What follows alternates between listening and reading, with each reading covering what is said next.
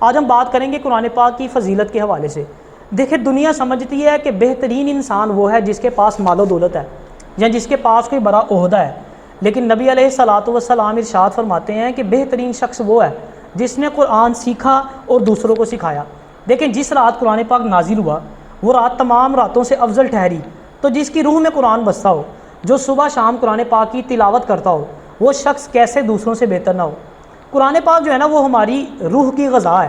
کبھی آپ نوٹ کریں جب ہم تلاوت قرآن سنتے ہیں نا، عربک میں قرآن پاک ہے، ہم میں سے اکثر لوگوں کو عربک کا ترجمہ نہیں آتا، لیکن پھر بھی ہمیں یہ نہیں پتا تو کہ کیا کہا جا رہا ہے، لیکن ہماری روح کو سکون ملتا ہے قرآن پاک کی تلاوت سننے سے، کیونکہ قرآن پاک جو ہے وہ روح کی غذا ہے۔ لیکن بدقسمتی سے ہم لوگ سمجھتے ہیں کہ شاید موسیقی روح کی غذا ہے۔ میں اس سوچ پہ لعنت بھیجتا ہوں۔ دیکھیں موسیقی جو ہے وہ روح کی غذا نہیں ہے، موسیقی تو جہنم میں لے جانے والا کام ہے۔ جب آپ موسیقی سنتے ہیں تو اللہ کی لعنت برستی ہے آپ کے اوپر، لیکن جب قرآن پاک کی تلاوت سنتے ہیں تو اللہ پاک کی رحمت برستی ہے ہمارے اوپر۔ دیکھیں قرآن پاک سننے سے اللہ کی اتنی رحمتیں برستی ہیں، تو جو قرآن پاک کی تلاوت کرتا ہوگا اس کے اوپر کتنی رحمتیں برستی ہوں گی۔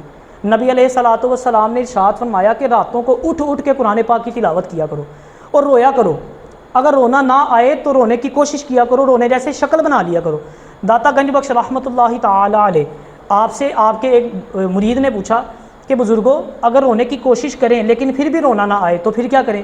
آپ نے فرمایا کہ پھر تم اپنے مقدر پہ رونا کہ تمہارا دل اتنا سخت ہو گیا کہ تمہیں کوشش کے باوجود بھی جو ہے وہ تمہیں رونا نہیں آتا۔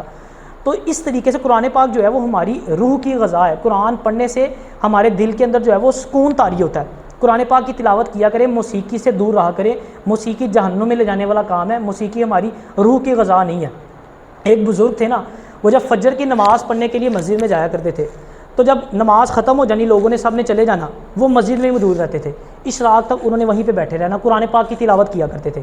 جب 2 4 5 گھنٹے گزر جانے نا تو لوگوں نے ان سے پوچھنا کہ آپ نے ناشتہ نہیں کرنا؟ تو وہ فرمایا کرتے تھے کہ تم جسم کا ناشتہ کرتے ہو لیکن میں روح کا ناشتہ کرتا ہوں۔ یعنی روح کا ناشتہ کس سینس میں کہ جیسے میں نے بتایا کہ قرآن پاک جو ہے وہ روح کی غذا ہے، وہ قرآن پڑھتے تھے ان کی روح کو سکون ملتا تھا، تو انہوں نے کہا تم جسم کا ناشتہ کرتے ہو، میں روح کا ناشتہ کرتا ہوں۔ کوشش کیا کریں اپنی صبح کا آغاز نہ تلاوت قرآن سے کیا کریں۔ نبی علیہ الصلوۃ والسلام نے ارشاد فرمایا کہ وہ گھر جس میں تلاوت قرآن کی جاتی ہے آسمان والوں کو ایسے نظر آتا ہے جیسے زمین والوں کو ستارے نظر آتے ہیں۔ ہم جب ستاروں کو دیکھتے ہیں وہ چمک رہے ہوتے ہیں نا، تو جب آسمان والے نیچے زمین پہ دیکھتے ہیں نا تو جس گھر میں تلاوت قرآن ہو رہی ہوتی ہے وہ ان کو ویسے ہی چمکتا ہوا نظر آتا ہے جیسے ہمیں آسمان پہ ستارے چمکتے ہوئے نظر آتے ہیں۔ لیکن ہم لوگوں نے قرآن پاک کو غلاف میں سجا کے ایک اونچی جگہ پہ رکھ دیا۔ فیس بک یوز کرنے کا وقت ہے، یوٹیوب یوز کرنے کا وقت ہے، دوستوں کے پاس جانے کا ہمارے پاس وقت ہے، صرف وقت نہیں ہے تو قرآن پاک پڑھنے کا وقت ہمارے پاس نہیں ہے۔ نبی علیہ الصلوۃ والسلام کی زندگی اگر آپ اٹھا کے دیکھیں نا تو آپ صبح شام قرآن پاک کی تلاوت فرمایا کرتے تھے۔ چھوٹی چھوٹی صورتیں یاد کر لیں یار آپ، دیکھیں صبح اٹھیں آپ ویسے قرآن پاک بھی پڑھیں روٹین میں، مطلب پہلے سپارے سے شروع کریں 30 تک سارا قرآن پاک پڑھیں، لیکن چھوٹی چھوٹی صورتیں بھی یاد کر لیں۔ صبح اٹھیں تو سورۃ الفجر پڑھا کریں، سارا دن آپ خوش رہیں گے۔ اور جو صبح اٹھ کے اپنی صبح کا آغاز سورہ یاسین سے کرتا ہے اس کی پورے دن کی حاجات پوری ہوتی ہیں، جو اس کی خواہشات ہوتی ہیں نا وہ اس کی پوری ہوتی ہیں، اس کے کام جو ہیں وہ پورے ہونا شروع ہو جاتے ہیں۔ اسی طرح مغرب کے بعد آپ سورۃ الواقعہ کی تلاوت کیا کریں، آپ کے رزق میں کبھی کمی نہیں ہوگی، آپ کبھی جو ہے وہ غربت کا شکار نہیں ہوں گے۔ اسی طرح عشاء کی نماز کے بعد آپ سورۃ الملک پڑھا کریں، قبر کے عذاب سے جو ہے وہ محفوظ۔ آپ کو ایک نصیحت کرنا چاہوں گا کہ کوشش کریں اگر آپ کو زندگی میں کبھی وقت ملے نا تو قرآن پاک ضرور حفظ کریں۔ دیکھیں اگر آپ کو نہ وقت مل سکے، آپ نہ کر سکے تو کم از کم اپنی اولاد کو قرآن ضرور حفظ کرائیں۔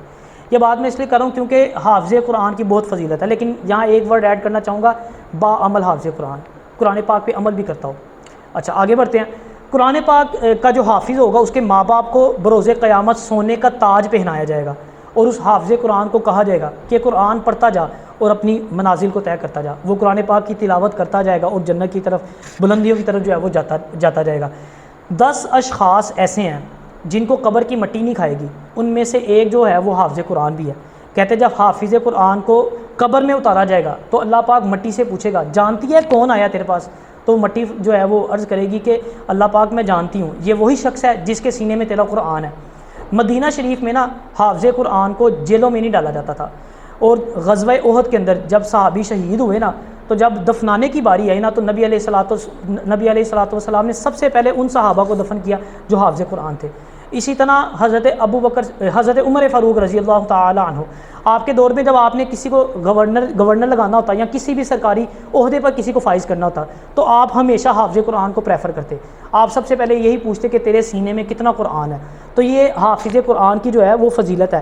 اور اینڈ پہ اتنا بھی کہنا چاہوں گا کہ کوشش کیا کریں قرآن پاک کی تلاوت ضرور کریں، لیکن ساتھ ترجمہ اور تفسیر کے ساتھ، تاکہ آپ کو سمجھ بھی آئے.